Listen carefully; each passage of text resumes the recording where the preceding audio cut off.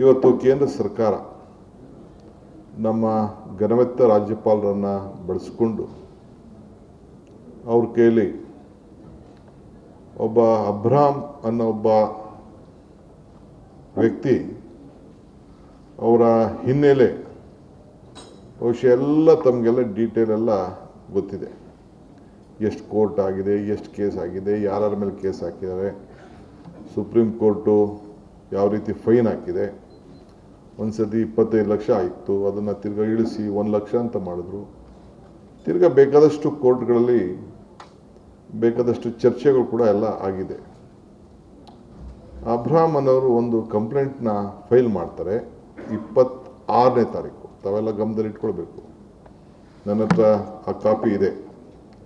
26ನೇ ತಾರೀಕು Abram file ಮಾಡ್ತಾರೆ. ಅದೇ 26ನೇ ತಾರೀಕು ಹಿಂದೆ ಒಂದು 15ನೇ ತಾರೀಕಿಗೆ ಒಬ್ಬರು ಬೇರೆ ಸಂಘಟನೆಯವರು ಒಂದು ಲೆಟ್ರ್ ಕೊಟ್ಟಿರ್ತಾರೆ. ಆ ಲೆಟ್ರಿಗೆ ಕಾರಣ ಕೇಳಿಬಿಟ್ಟು ಶೋಕಾಸ್ ನೋಟಿಸ್ ಕೊಟ್ಟಿರ್ತಾರೆ ಗವರ್ನರ್ ಸಾಹೇಬರು. ಇದನ್ನು ವರದಿ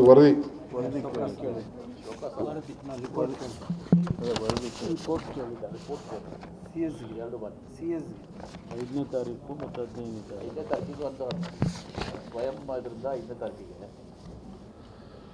ಹಾಂ, 5ನೇ ತಾರೀಕು ಫಸ್ಟು ಪಬ್ಲಿಷ್ ಪೇಪರಲ್ಲಿ ಬಂದಿದೆ. ಈ ರೀತಿ ಮೂಡಾಲಿ ಸ್ವಲ್ಪ ಅನೇಕ 4,000 ಕೋಟಿ ರೂಪಾಯಿ ಸ್ಕ್ಯಾಮ್ ಅಂತ ಇದೆ. ಇದ್ರ ಬಗ್ಗೆ ತಮಗೆ ಡೀಟೇಲ್ ರಿಪೋರ್ಟ್ ಕೊಡಿ ಅಂತ ಕೇಳ್ತಾರೆ. ಅದಾದಮೇಲೆ 15ನೇ ತಾರೀಕು 7 ರಜನೀಶ್ ಗೋಯಲ್ ಅವ್ರಿಗೆ, ನಮ್ಮ ಚೀಫ್ ಸೆಕ್ರೆಟರಿಗೆ.